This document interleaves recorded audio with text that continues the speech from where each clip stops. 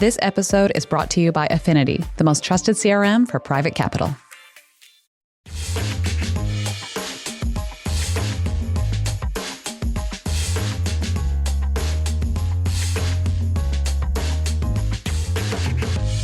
Hello and welcome back to Equity, TechCrunch's flagship podcast about the business of startups. Today is Friday, April 4th. I'm Max Zeff, a senior reporter at TechCrunch. And I'm Anthony Ha, TechCrunch's weekend editor.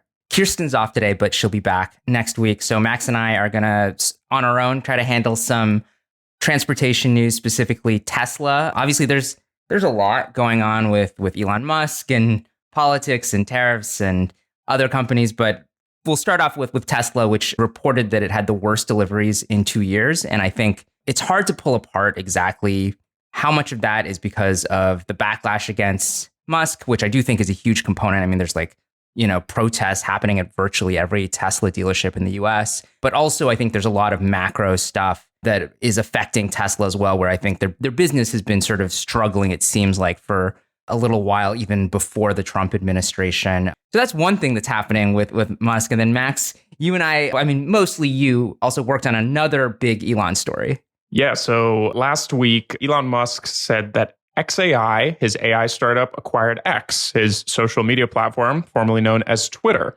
He noted at the time that XAI in this deal was worth about $80 billion, and X, the social media platform, was worth $33 billion. But of course, Elon Musk owns both of these companies. A lot of the investors and bankers working on this are kind of the same group of people. Someone, I think, put it really well on X when they said that it's kind of like I sold myself my Honda Civic for $2 million, which I think is an apt kind of explanation of this. That said, we have a lot of other stuff to get into on the show this week. Today, we have deals of the week from the crypto giant Circle, as well as an accounting startup that turned tax preparations into a Pokemon showdown game. Later on the show, we'll get into kind of some bits of the AI race that are shaping up, and also an affidavit from a Rippling employee caught spying for Deel. So yeah, maybe let's start with the first deal of the week, which is Circle. This deal feels like a kind of a throwback in a few different ways. Circle, for people who don't know, is the issuer of USDC, which is a stable coin pegged to the US dollar. And they actually tried to go public via a SPAC in 2022. That didn't work out, but now they're kind of aiming to go public again. We don't know exactly what the IPO is going to look like yet. There's often, placeholder numbers in the initial filings, but they did kind of share some of their numbers about their finances. Their revenue in 2024 was $1.68 billion, up from $1.45 billion the year prior. And their net income was $156 million, which was down from 2023. I think what's also striking about this, beyond whether or not, you're excited about Circle specifically, is that it does seem like interest in crypto is up again. And I think, again, we have to talk a little bit about politics too. I think this is the Trump administration in general seems to be like boosting crypto a bit. I mean, Max, is that something you've been seeing too? Absolutely. I mean, David Sachs, famous kind of venture capitalist in Silicon Valley, was appointed to be Trump's crypto czar, as well as the AI czar. But definitely crypto is getting a lot more attention right now. I think this IPO is really interesting. I mean, this does seem like one of the more kind of stable, it's got the word stable coin in its description, but it definitely seems like one of the more kind of valuable crypto businesses. That said, I'm really kind of skeptical about all of these, future IPOs right now, given, what just happened with Trump's tariffs earlier this week. Trump announced tariffs that are really negatively impacting a lot of tech stocks. It's possible that a crypto giant wouldn't be exposed to that, but there's just a lot of kind of market uncertainty right now. Right. And I mean, specifically, the selling point of a stable coin is that it's supposed to be pegged to like a fiat currency, in this case, the US dollar. I mean, I'm not an economist, but beyond tech stocks, I mean, just in general, the global economy, the US dollar, these things do not necessarily feel particularly stable right now. So they've withdrawn one IPO. It doesn't seem crazy to me that they might end up delaying a bit as well. Right. But this is a space that really we're seeing a lot of interest in. Anthony, you wrote last month something about Trump calling for creation of a crypto strategic reserve. Can you just explain briefly what that is? That's a great question. I'm not sure how completely I can explain it because I think, I mean, there have been now, I guess, a couple of different executive orders to this effect and a lot of confusion about exactly what it means. I think what it seems like they've settled on for now, who knows what it'll actually end up becoming, is something maybe smaller than people were expecting, which is basically, there's a variety of companies that the government has seized their assets, their crypto assets. And so Trump has said, why don't we create a reserve basically from those assets? So it's not a case that we know of so far. I mean, again, who knows, where the government's going to go out and buy a bunch of Bitcoin or whatever, which I think people at first thought it wasn't going to happen because he didn't mention Bitcoin in his initial post. And then he's like, no, I love Bitcoin too. And then their price also went up. But at least for now, it doesn't sound like the government is going to be buying a lot of crypto. Instead, it's simply going to sort of hold the crypto that it's seizing for other reasons. Although then it also makes me wonder if we're sort of heading into this really deregulatory environment where potentially the government isn't seizing that much crypto. They're just like, whatever, go for it. Then I don't know how that seems like the reserve is going to be even smaller. Right. If you're kind of wondering why we're hearing about so much crypto again these days, I mean, this is really a big reason, is that, Trump has signaled that this is something they want to do more seriously again. And as a result, these practical sort of implementations of cryptocurrency are getting a lot more attention. I think this is something we're going to see a lot more of. But we probably should move on to our next deal here, which is that an accounting startup has turned tax preparations into a Pokemon Showdown game. This isn't exactly all about the deal here. They launched earlier this year. This company, Open Ledger, and raised a $3 million round. But it's tax season. This is something everyone's got on their mind, and they created a really fun way to do this. Anthony, what did you think? I mean, it sounds cool. I think it's interesting because I've been thinking a little bit more about my relationship with various kind of like gamified apps, even things that are supposed to be good, right? Like I have, a meditation app that's sort of gamified. I have a, Duolingo, a language learning app. And in general, I like that. It's fun, but it also sometimes then can like create these weird incentives where they're just trying to like drag, Duolingo is just like, hey, you got to come back. You got to maintain your streak. And I'm like, actually, like maybe I'm ready to take a little break from this. And I don't know what the negative scenario for that looks like for taxes, because presumably, most of us are not doing our taxes, going to be worried about like trying to maintain a tax streak in November. But beyond that, I mean, I think it sounds fun. I mean, I do think very few people enjoy doing their taxes, something that makes it a little bit more enjoyable. Seems like a reasonable suggestion. It also seems like they're not the only startup that's trying to do something in this vein, right? Right. I think that there's a lot of, kind of people who are trying to do stuff like this to kind of gamify the sort of tax experience. I do think it's really interesting. Obviously, the story with, software and taxes is, TurboTax and Intuit have basically dominated the space for a long time. It's been pretty well reported that they've lobbied the government to try to make it more difficult for, easy kind of free tax solutions to surface. And I think that this seems like one of them. And I think it just sounds fun. I think it's just like a cool project. This seems like a small company right now, but who knows? Well, I know there are other areas of AI where you've written about potential copyright issues. Did the fact that this product is called PokeTax raise your eyebrows at all?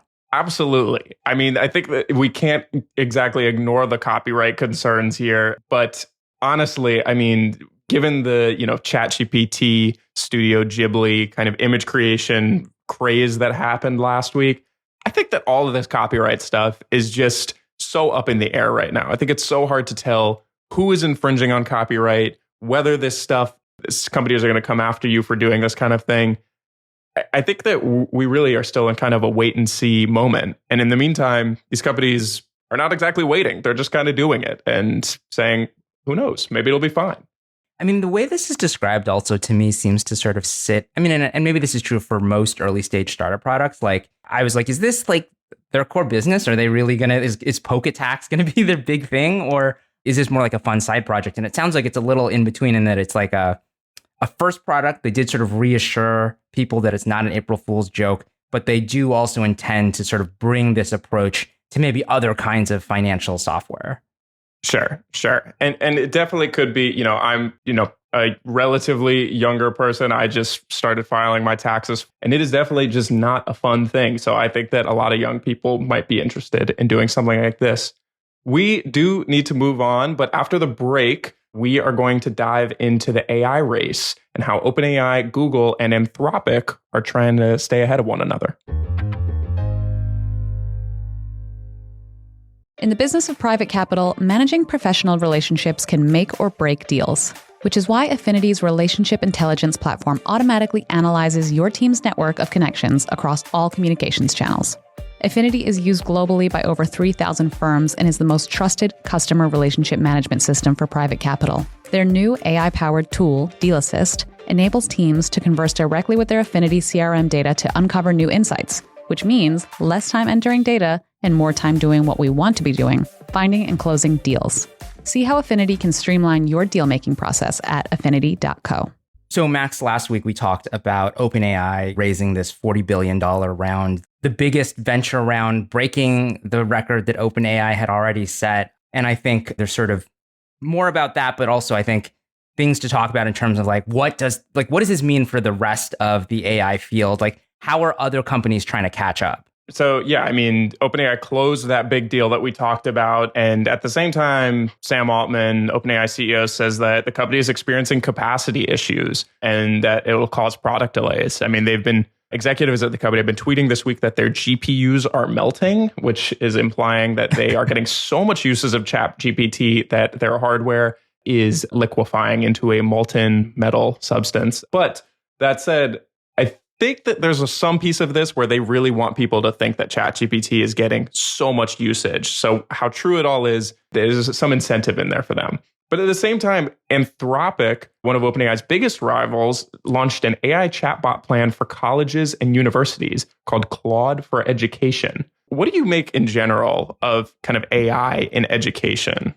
I'm really of two minds about it. And I should say, as sort of, full disclosure, my partner works for the New York Public Schools. So this is something she has to deal with on a day-by-day basis and, maybe occasionally complains to me about. But on the one hand, I think the argument for incorporating more AI into education is it'd be like telling students, 20 years ago, you can't use Google. You're really leaving them behind. You're not preparing them for the future. And so I do think it is worth having conversations about how to incorporate AI into the classroom. That said, it seems like most of the low-hanging fruit here just kind of is terrible and not good for students and doesn't it doesn't increase their skill anyway. It just gives them easy ways to cheat and create essays that are terrible for the teacher to read. And then maybe the teacher is also running the essay through ChatGPT to see what the grade should be. And then the student doesn't learn anything from it. And so there is potential there, but also just tremendous danger and stupidity. And it seems like right now, mostly we're seeing the stupidity. Definitely. I think one interesting thing, Anthropic is kind of known for taking a more kind of responsible, safe approach to AI. And I think that that's what they're trying to do here by offering it directly to college students. One piece of Claude for Education is Learning Mode, which is a new feature in Claude, which tries to help students develop their own critical thinking skills. Rather than giving them immediate answers to questions, Learning Mode will ask questions to test a student's understanding and kind of highlight the fundamental principles. It's trying to kind of take all the kids that are just using AI to cheat on their homework and trying to, ask them a follow-up question and say, well, what do you think about that? Maybe it gives you some part of the answer, but, kind of pushes you a little further. To be frank, I think if I was a college student, I would use the tool that just gave me the answer. But I think if my college was just paying for this, I think it's an interesting idea to kind of get kids to use it more. But really, all of these companies are just trying to drive up usage in any place they can. And I think that's what we're seeing here. Right. So yeah, there's Anthropic. It's also maybe worth talking about Google a little bit because there's been a lot of reporting about, including from you, basically about how Google feels like it's behind and is trying to catch up.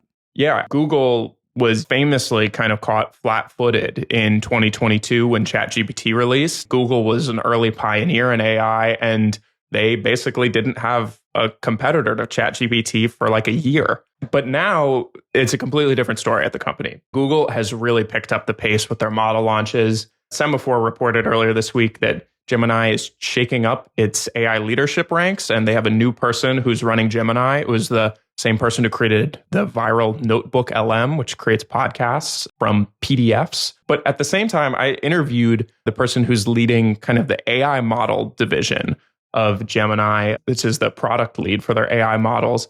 And she told me that Google is really taking a concerted effort to speed up right now. They just launched a state-of-the-art AI model, Gemini 2.5 Pro, and it's only been 3 months since they launched their last kind of big family of AI models. She said it's a very deliberate effort at the company. But at the same time, I think people are starting to be concerned that they're not kind of reporting on safety and they're not kind of giving these high-level safety reports that people are expecting from them.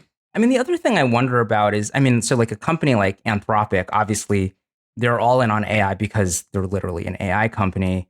For Google, obviously, you don't want to get left behind for sort of what the next big wave is, but also they have all these other products where the most high profile is Google search itself, where, I would argue that generally the AI summaries have made the experience worse, not better. There have been some exceptions. Actually, recently this week, I got some like software advice from the AI summary that I could not find in the regular Google search, and it worked. So, it's getting better. Credit where it's due. But I think the sort of conventional wisdom is that like a company like Google or Apple just needs to be going all in on AI right now because they just have to, or they're going to get left behind. Is there a counter argument that like, hey, that's not really their core competency, and let the open AIs and the Anthropics of the world focus on it, and then they can sort of incorporate what they need to incorporate? I think that there's, this kind of idea in the tech world that these AI chatbots are really where the puck is going right now. Like, even though search is still a huge market today, it's a huge just money printing machine for Google. But I think there's this idea that at some point, people are going to want to use AI chatbots more. And then eventually Google's going to flip a switch, is the idea at least, and just put Gemini in Google search. They released kind of their AI search perplexity competitor last week or 2 weeks ago. And it's a really compelling vision for how to get answers. Like you said, like it's starting to be pretty useful, these tools. But I think that there's a big concern that some of these companies are moving too fast now. Like they've successfully kind of pushed all their efforts behind AI, but maybe they're not documenting these kind of models that they're releasing in a way that the research community is happy about. I think it's a big concern in the AI safety community. But also, it's also just, frankly, could be seen as a financial risk in some ways. Like just that they're betting so much on these data centers and these very expensive, AI product leaders and researchers. And it's just, frankly, still kind of untested. It's still a bet. We should say that I think like Google is not alone in having sort of like reports and concerns about its approach to safety. Certainly OpenAI, there's sort of dozens of articles about people, sources saying things about, maybe allegedly cutting corners on safety at OpenAI as well. And you mentioned that Anthropic sort of has a reputation for maybe taking safety more seriously. Is that still your kind of impression, that if we were to pick one that kind of stands out there? Anthropic definitely does take a kind of slower, more methodical approach to, their safety reporting. They definitely don't ship products very fast. That's kind of a defining feature of Anthropic, is that, they only recently launched an AI chatbot with web search capabilities. And I think a big reason for that was that they wanted to make sure it was safe before they rolled it out, and that they could release a lot of public research about it and how it changes their models. But I think that you risk falling behind in the AI race. And Google, as a public company, it's really existential for them to keep up. And investors are really watching the space closely. But we probably should talk about the juiciest drama in the venture world, which is Rippling and Deel, kind of the next chapter unfolded. Yes. Again, this is something that we talked about on a recent episode. Rippling was accusing this competitor Deel of recruiting a Rippling employee as a spy. And basically, like they claimed they had sort of all this kind of like forensic evidence in Slack and things of that this person had been looking for information at the behest of Deel. What came out this week was apparently the employee in question has now decided to cooperate with Rippling, and he gave an affidavit where he seemed to confirm what Rippling's accusations were. And we could, take 30 minutes just summarizing the whole thing. One of the things I will say that, and maybe this is very shallow of me, but one of the things that was very surprising to me was just the fact that he was getting paid 5,000 euros a month for this, which is about $6,000 US. I feel like if I was going to be engaging in corporate espionage, I would want it to be for life-changing amounts of money. And $6,000 a month is not nothing, but I wouldn't say it's life-changing. Well, hold on, Anthony. Did you know that he was later paid $5,000 in crypto? And would that change your mind? I think that would turn it into a hard pass. Oh, got it. Okay. Just clarifying. But continue. I'm curious to hear more about this.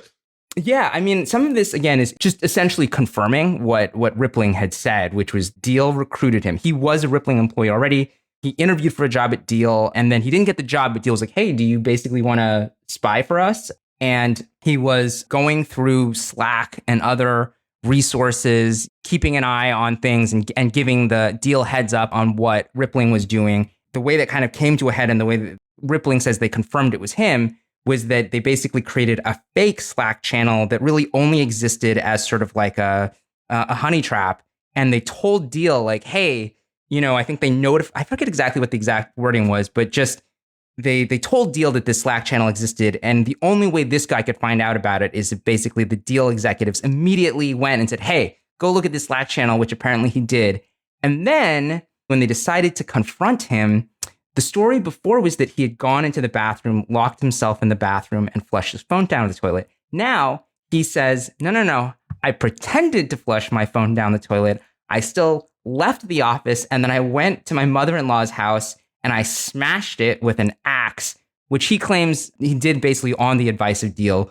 We should say that as far as I can tell, Deel has not responded to his affidavit. Deel did initially say Rippling is basically just making stuff up because they have their own negative publicity around potentially violating sanctions with Russia. And Rippling has said, actually, no, we have a smoking gun here. Max, what did you make of all this? Well, I will say that smashing the phone you use for corporate espionage with an axe at your mother-in-law's house is the oldest trick in the book to get out of this kinds of things. So just well done by this spy. But no, I think that this is really just a complete hot mess for both of these companies. I mean, say what you will. Like, if you are trying to sell HR software, HR, you want it to be about as boring and run-of-the-mill as possible. You just kind of want it to help your company work.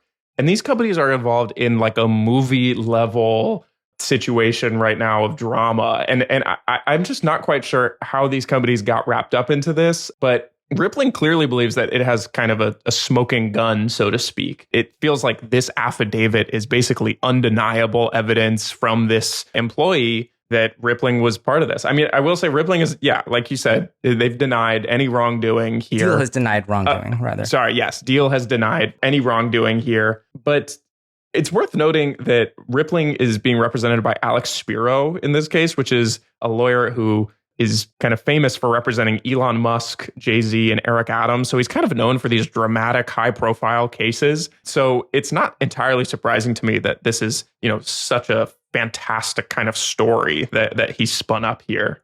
Right. And also that Rippling is led by Parker Conrad, who is also this kind of very polarizing figure in Silicon Valley, who I think there are a lot of people who admire him and the businesses that he's built, but he also seems to have, let's say, a flair for the dramatic. You wouldn't want to get on his bad side, let's say. And so it is interesting because, like you say, HR software is not a field that you would expect to have this kind of high drama. Although I think there is also a school of thought, like even less litigiously, like a company like Salesforce and Mark Benioff, where you take a product that's very boring and then you really try to like jazz it up with like the right marketing presentation. This is taking that approach to the extreme. I mean, I don't think that's actually what they're doing here, but Rippling and Deel clearly have a lot of bad blood, and that may not be primarily for PR purposes, but there is clearly a PR strategy at play here. And Rippling really is like, we are going to go after Deel. And, to be fair, it does seem like they have some pretty compelling evidence. Right. I mean, this is definitely the most that a lot of news organizations have written about Rippling and Deel in the last year.